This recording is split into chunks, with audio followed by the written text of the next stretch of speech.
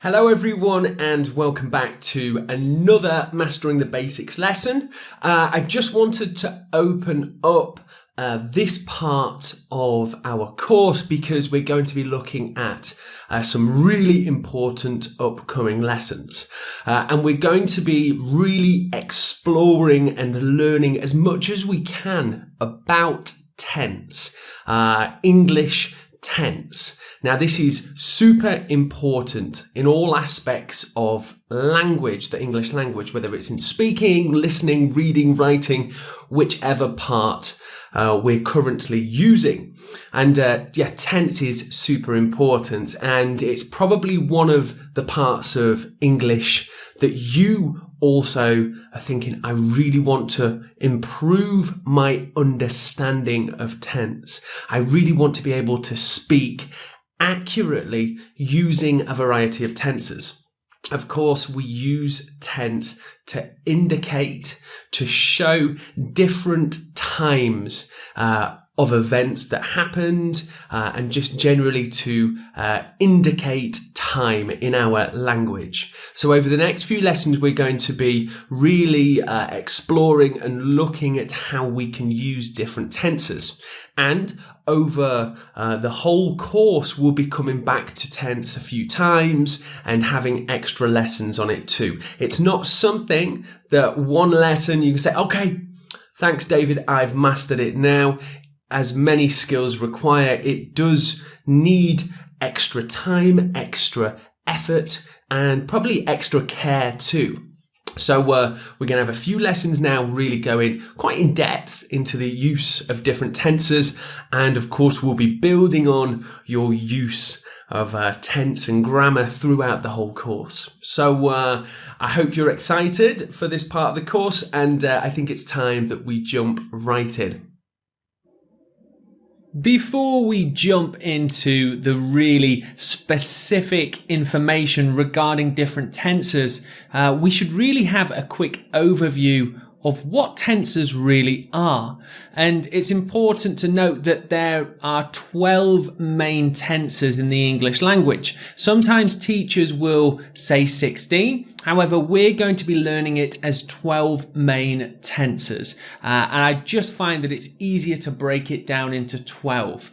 And basically, these cover different types of actions, but also 3 time events too: past, present, or future.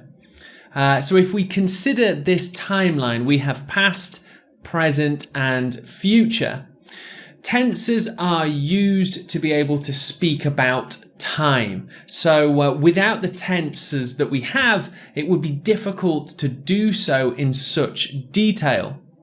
Here we have present tense. I often eat sandwiches for lunch. This is something of a habit or a routine, and the present simple tense is great for that. But here's just a quick example of talking about something that's happening now, something that's a routine now. I often eat sandwiches for lunch. Here's something in the past. I ate noodles for lunch yesterday. So that started and finished in the past. But what about an event that started in the past and finished later in the past? How could we do that? Well, unless we have a good understanding of tenses, it would be difficult to do this. But in the English language, because the tense system is slightly more complicated than some languages, we can do this quite simply by using the past continuous tense. I was playing badminton on Saturday and Sunday. So there we can use a tense structure, was playing, to indicate that it was an ongoing process, a continuous process in the past. Okay, so let's take a look at these 12 tenses in a bit more detail. Now, at first, this might be a little bit overwhelming, and I'll talk through it a little bit with you now, and we will be looking at this chart in more detail over the next few lessons. So here we have our 12 tenses, but on the top we can see the 3 times that really we'll be using to talk about: past, present, and future. Now, each of these 3 times have also 4 types of actions. Simple, continuous, like we just saw, perfect and perfect continuous. So depending on when the action is, we can also say what type of action it was. Simple being I ate noodles yesterday. That's a past simple tense. I was eating noodles yesterday would be past continuous.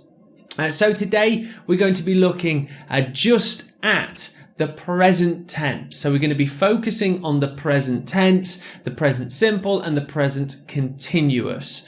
So we'll be talking about these in detail. So let's begin. We use the present simple when an action is happening now or happens often. And we can do this with subject plus verb, just the normal present tense verb, and the object. We read at the library. Kevin reads at the library. Now you may notice there an S has been added to our verb read, and that's because in the third person singular, so third person is he, she, it, Kevin is a he, we add an S to the verb. Kevin reads at the library. This is just a case of remembering the rule. In the present simple tense, we add an S in third person singular. He, she, it. Or if it's a boy or girl's name, Kevin. For example, Kevin reads at the library. Now, these are all positive examples. So we have subjects of we and Kevin. Verb is the same. Read and the object is the library. In the middle, at the is a prepositional phrase to talk about where this is happening. We read at the library. Kevin reads at the library. But how could we use this in a negative way to say something isn't happening?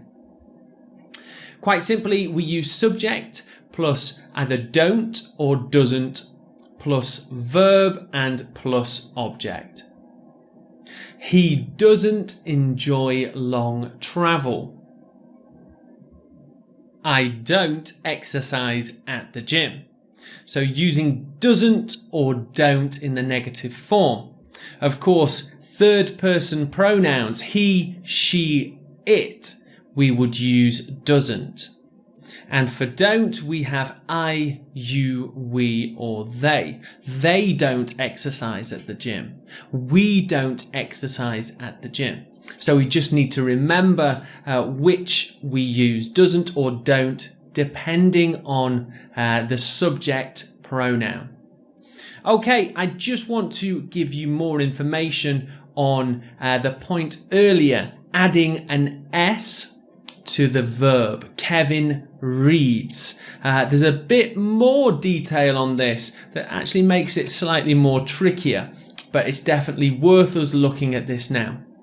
So when the subject is third person singular nouns, the verb changes form. We need to change the spelling, and pretty much always, or close to that, often we add an S. Although sometimes, depending on the spelling, we might not just add an S. Again, third person singular, he, she, it. The name of a boy and girl, or the name of a thing, or a living thing for it. Okay, so here we have most verbs, most of the time, just adding an S. So with the subject being third person singular, swim would become swims. He swims at the pool. Sally swims at the pool. The dog swims at the pool. So there we've gone through he, she, and it, the dog, it, living thing, and we need to add this S to the verb. So play would become plays. Run would become runs. Think would become thinks. Now, depending on the spelling at the end of the verb will change how we change the form. It might not just be an S that we add. And we can see here there's more rules. So if the verbs are ending in consonant plus Y. So a consonant, any letter that is not A, E, I, O, U. So for spy, we have the consonant P plus Y. So consonant plus Y, we don't just add an S, we need to add an I-E-S, and we need to take the Y away.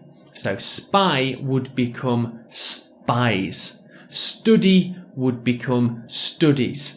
Hurry, hurries. Cry, cries. This is really important to be aware of and try and be accurate with in our speaking and English language, because it's easy to make mistakes with this. However, it takes practice, it takes time. So do understand that this isn't going to be something that you have 100% control of straight away. Building this fluency will take time, but it's important we know the rules. So on top of that, we also have a different spelling for verbs ending O, SH, TCH, X and double S. So mix would become mixes. David mixes the ingredients together. So that's still present simple tense. I just need to change mix, the verb in the sentence, to be a different form, mixes. Go becomes goes, catch becomes catches, miss becomes misses. So there we have some more information about verb form in present simple tense in the third person singular. So definitely worth writing some notes down on this and practicing with this rule as much as you can. Okay, so one other form I want to show you in the present simple tense is how to make questions in this tense. And really, it's quite simple to do this. So to begin with, we're going to use the 6 W's to form our questions. So one of these words goes right at the start of our present simple tense questions. And the 6 W's are really important. We're going to be revisiting them a lot all the way throughout the course. And that is what, where, when, how, why, and who. And they're really important words and really useful in making questions. So we'll begin with one of these, plus our auxiliary verb, do or does. So we have do I, do you. Does he, does she, does it, do you, do we, do they. And of course, we and they are actually plural forms because we're talking about more than one person. However, we just with these two pronouns, we keep it with do. So we have pronouns, we have our auxiliary verb plus the pronouns plus our verbs.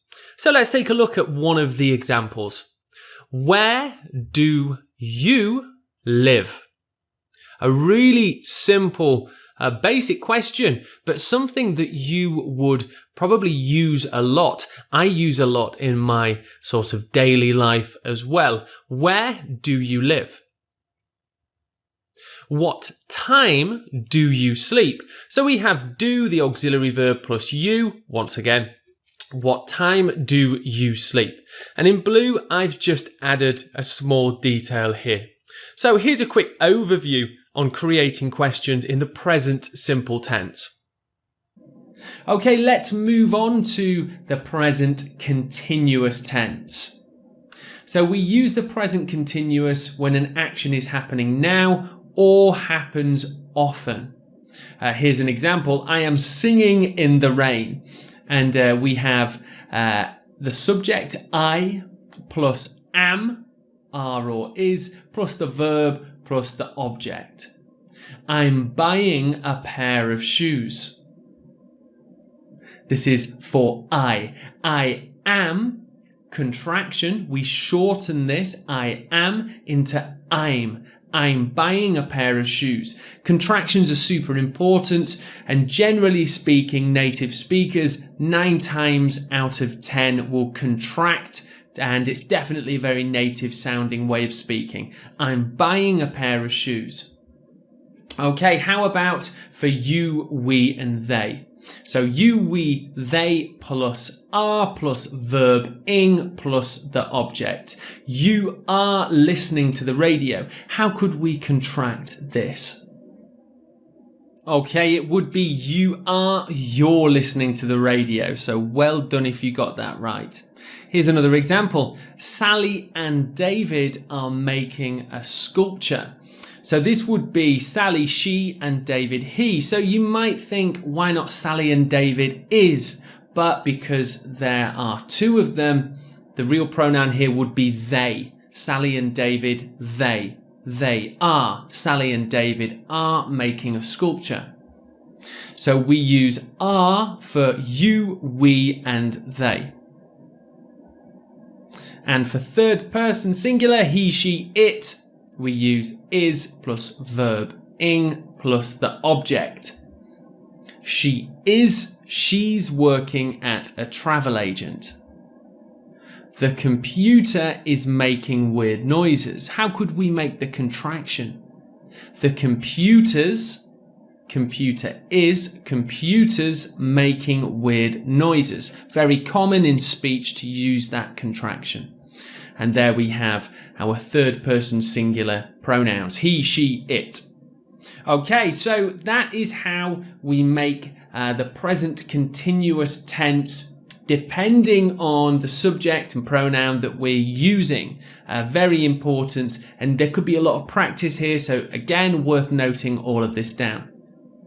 But here we will take a look at the negative form of the present continuous. So we'll start up here. You're not.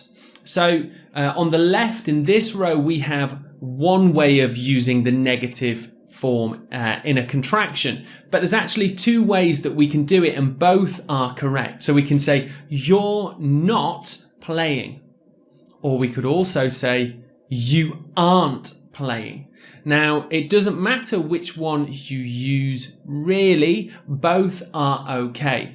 And it's probably good to be able to use both as well. You're not playing. Just as good as you aren't playing. And we can see all the different contractions listed here. So on the left, we have the contraction between the pronoun and our verb, auxiliary verb, am, are, and is. And on the right, we have our contraction between our auxiliary verb, the helping verb, are and is, with not. Are not, aren't. Is not, isn't.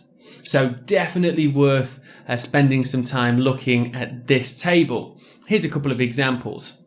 I'm not talking about my girlfriend. I am only has one form of contraction. I'm. He's not going to the office. So this is using the contraction of he is, he's. He's not going to the office. He isn't. That would be the second form of the contraction. He isn't going to the office. Exactly the same as he's not going to the office. Just slightly different in the formation of how we make it. Okay, so that is the negative form. How about we take a look at making questions in the present continuous? So again, we can use our 6 W words here. And quite simply, we can plus them like this. Are, you, we, they, plus verb, plus question mark. Or is, and then he, she, it, plus verb, ing, of course, plus question mark. When is he visiting? Why are you doing that? And I've just added this extra piece of vocabulary to clarify what I'm talking about. Why are you doing that? And quite simply, I'm following the table and the flow above in making these questions in the present continuous.